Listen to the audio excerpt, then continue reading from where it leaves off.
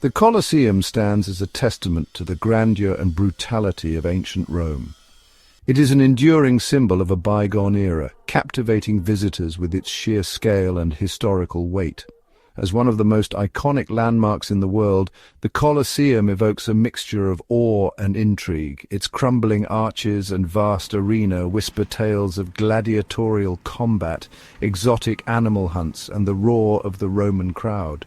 The Colosseum's enduring appeal lies not only in its architectural magnificence, but also in the glimpse it offers into Roman society.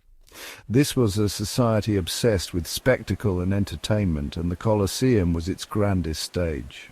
Today, millions of tourists flock to Rome each year to walk in the footsteps of emperors and gladiators. They come to marvel at its architecture, to imagine the roar of the crowd, and to connect with the echoes of a civilization that shaped the course of Western history. The Colosseum's history is as dramatic and compelling as the events that once unfolded within its walls. Its story is one of imperial ambition, architectural innovation, and the ebb and flow of time. From its bloody beginnings as an arena for gladiatorial combat to its later role as a quarry for building materials, the Colosseum has borne witness to the rise and fall of empires. The construction of the Colosseum began under the reign of Emperor Vespasian in 70 AD. Vespasian, the founder of the Flavian dynasty, wanted to create a lasting monument to his family's legacy and to appease the Roman populace after years of civil war. The site chosen for this ambitious project was a lake that lay within the grounds of Nero's Golden House, a sprawling palace complex that had been widely resented by the Roman people. The construction of the Colosseum was a massive undertaking requiring the labour of tens of thousands of slaves and skilled artisans. Travertine stone, a type of limestone quarried in Tivoli, was the primary building material. Huge blocks of travertine were transported to the construction site and then carefully fitted together without the use of mortar. This innovative use of concrete allowed for the creation of vaulted ceilings and arches, which were essential to the Colosseum's design. The Colosseum was officially inaugurated in 80 AD by Vespasian's son, Emperor Titus. The inaugural games lasted for 100 days and included gladiatorial combats, animal hunts, and even a mock naval battle. The Colosseum quickly became the heart of Roman entertainment, a place where emperors could win the favor of the people and where ordinary citizens could witness spectacles that were both thrilling and brutal. The gladiatorial combats held within the Colosseum were among the most popular forms of entertainment in ancient Rome. Gladiators, who were often slaves or prisoners of war, were trained in specialized schools to fight in front of the Roman public. These men, and, on rare occasions, women, were armed with a variety of weapons and armor, and each type of gladiator had its own unique fighting style. Some gladiators, like the Retiarius, fought with nets and tridents, while others, like the Murmillo, were heavily armored and wielded swords and shields. The life of a gladiator was harsh and dangerous, but it also offered a chance for glory and even freedom. A skilled gladiator who survived many combats could earn fame, wealth, and the adulation of the crowd. The gladiatorial combats were not simply mindless bloodbaths, however. They were highly ritualized events governed by strict rules and regulations. Referees oversaw the fights to ensure fairness, and the emperor or the presiding official had the final say on whether a defeated gladiator would live or die. The crowd's reaction also played a role in this decision, with spectators often waving handkerchiefs or giving a thumbs-up or thumbs-down gesture to express their opinion.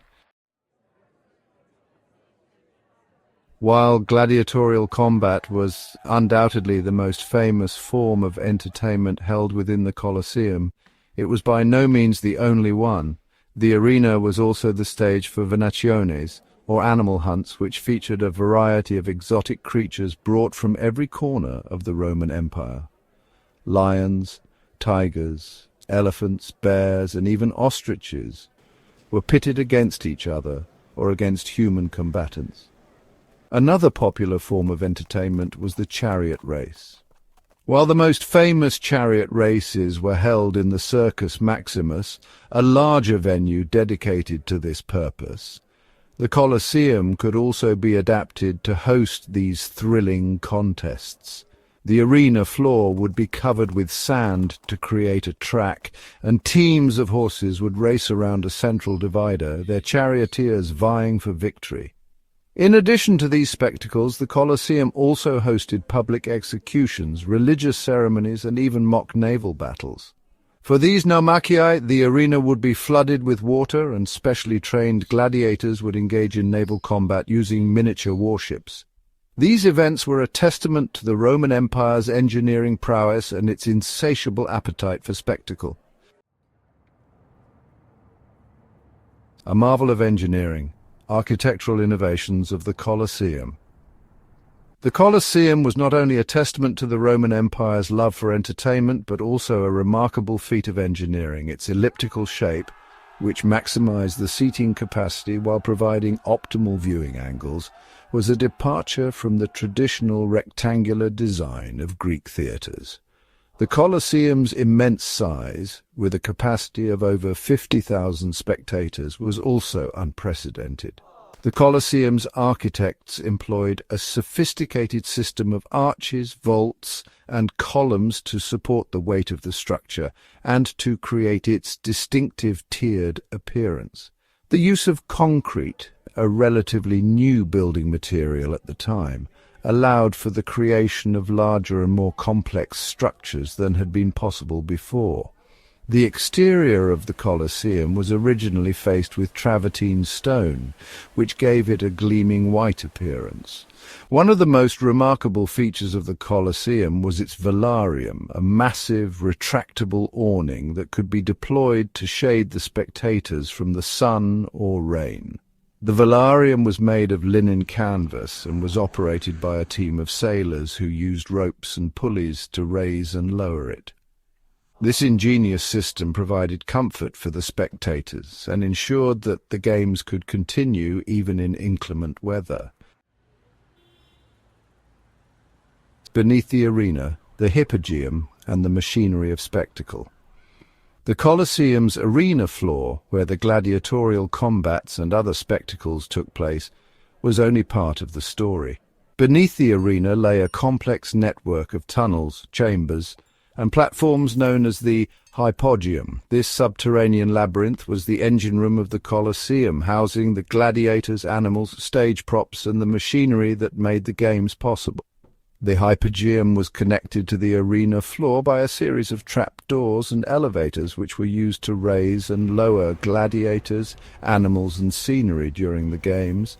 This allowed for dramatic entrances and exits and added an element of surprise to the spectacles. The Hypogeum also contained cages for the animals, armories for the gladiators, and workshops for the stagehands and technicians. The conditions in the Hypogeum were harsh, with poor ventilation, limited light, and the constant presence of wild animals. Gladiators and animals alike awaited their fate in this subterranean world, their lives hanging in the balance with each performance.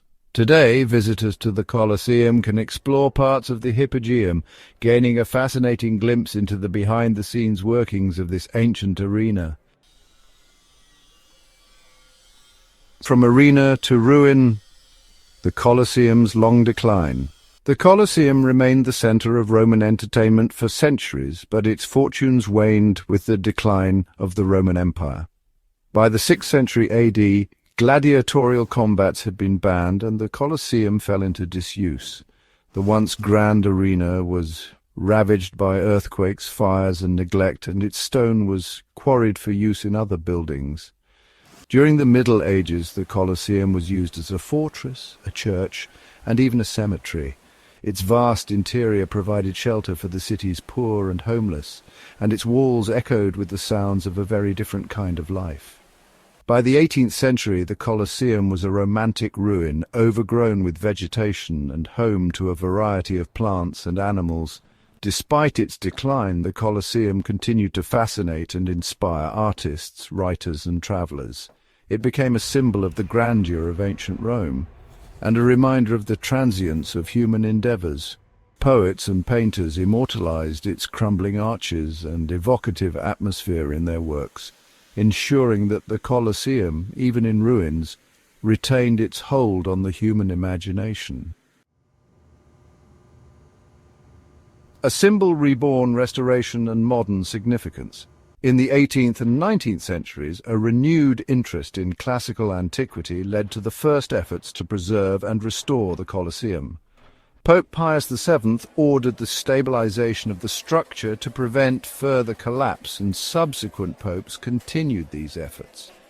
In the 20th century, the Italian government undertook major restoration projects to repair damage caused by pollution, traffic vibrations, and the passage of time. Today, the Colosseum is one of the most visited tourist attractions in the world, drawing millions of visitors each year. It stands as a symbol of the enduring legacy of ancient Rome and a reminder of the power of human ingenuity and creativity. The Colosseum is also a UNESCO World Heritage Site, recognized for its outstanding universal value. In recent years, the Colosseum has been the site of concerts, light shows, and other cultural events, demonstrating its continued relevance in the modern world. Its image appears on everything from souvenirs to coins, attesting to its status as a global icon. The Colosseum story is far from over, and it continues to captivate and inspire people from all walks of life. Visiting the Colosseum, practical tips for travelers.